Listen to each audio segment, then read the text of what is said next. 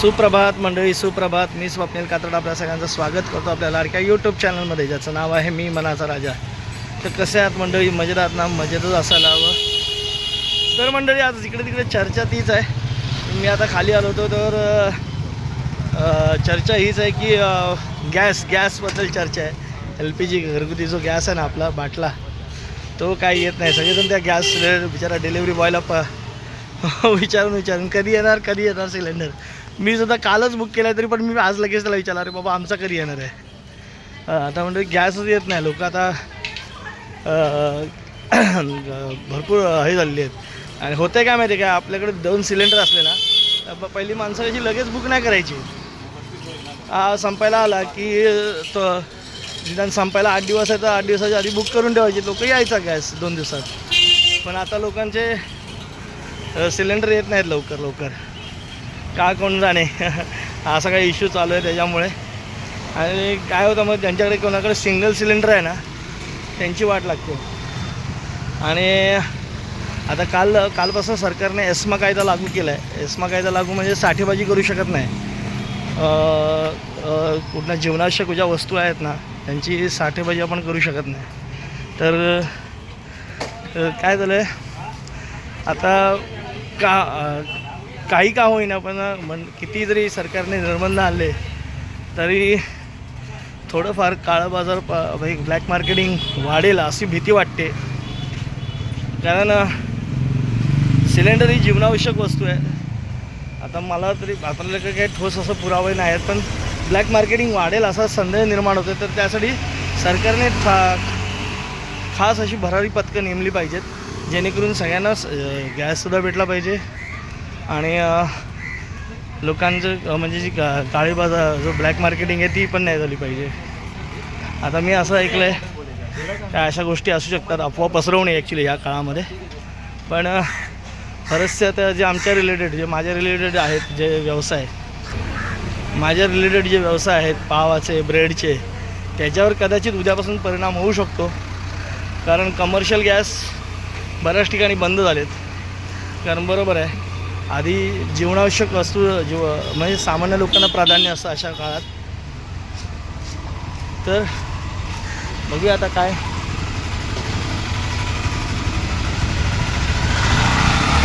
पण लोकांनी आता थोडीशी काळजी घ्यायला हवी. आता म्हणतात ना, अशा वेळेला बचत चालू केली पाहिजे.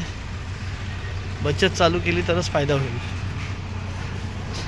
कारण अशी युद्धजन्य परिस्थिती आपल्यावर कधी ओढावली नव्हती. खूप आधी जर ओढावली असली, दुष्काळ पडला होता त्यावेळेला म्हणा,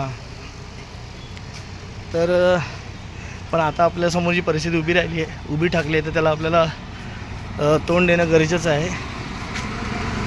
असो, तर चला, मी तर चाललो इकडे. आता आलो आहे, फेरफटका पण मारूया. आपण फेरफटका मारण्यासारखं काय वातावरण आहे नाही. मग बोललो चला बँकेतलं तरी काम उरकून येऊया. ऊनच बघा ना किती भयानक पडले.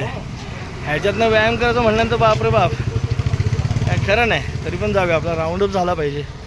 पण बोललो तिथपर्यंत जाऊन येऊया. समीक्षा पण आता गेली रिक्षावर. चला, आता मला जाऊन आलो आहे बँकेत आणि इथं बसलो जरा बघतोय मुलं खेळतात इथे. गट्टू पण होता तिथे खेळत. पण ते आता काय पाणी प्यायला गेले वाटतं.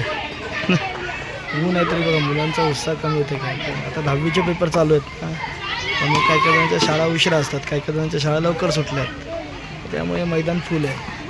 आणि आता मैदानात फेऱ्या मारायला गेल्यानंतर धूळ आहे बघा, एवढी आहे ना बघा. त्यामुळे जरा बसलो आहे. बोला बघा,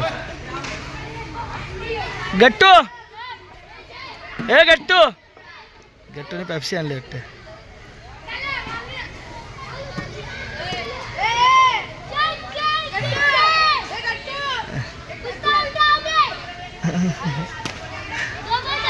गट्टू पेप्सी घेऊन आले.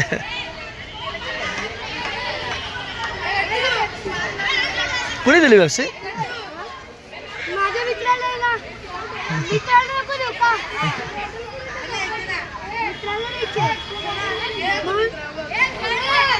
पेप्सी लहानपणी पेप्सी खायचो, त्याची आता आठवण आली. आणि आत्ता तर खूप गरज आहे त्याची.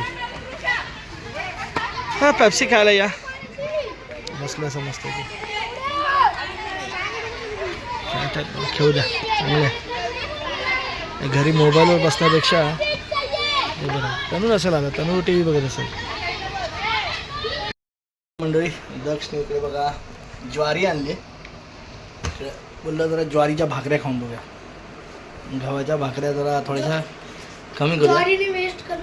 हां वेट कमी होतं ना. दक्षने आणले बिचाऱ्याने 3 किलो. कशी किलो आहे? 44 रुपये. आणि अजून किती किलो कशी किलो आहे? 50 रुपये किलो. आपण 44 वाली आणली आहे. आपण स्वस्तातली आणली आहे बघा. पहिल्यांदा जास्त मी कधी जास्त खात नाही, पण बघूया बोललो ज्वारीची भाकरी खाऊन बघूया ना. मंडळी जेवायला दुपारनं मी ज्वारी बघितली ना, ती ज्वारीची भाकरी घेतली इथे सोबत. बघूया ज्वारीची भाकरी म्हणतात हेल्दी असते, चांगलं असते. दक्ष पण खातोय. बघूया आपण ट्राय करूया. मी कधी जास्त खाल्लेली नाही, मी कधी खाल्लेलीच नाही मोस्टली. तर आता हे अंड्याचं सार आहे आणि ज्वारीची भाकरी. या ज्वारीची भाकरी खायला. तर चला मंडळी आता रात्रीचे 12 वाजून गेलेत आणि आता झोपायची वेळ झाली आहे. तुम्ही बघितलं तर आज आपण गेलो होतो खाली दिवसभर इकडे तिकडेच होतं. नंतर संध्याकाळ ऑफिसचं काम होतं आणि आता दिवस इथेच संपला आहे.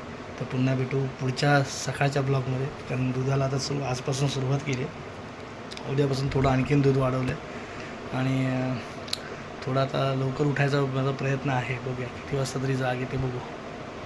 ठीक आहे उद्याचं उद्या. तोपर्यंत उद्या भेटू सकाळी. तोपर्यंत tata bye bye good night शुभरात्री.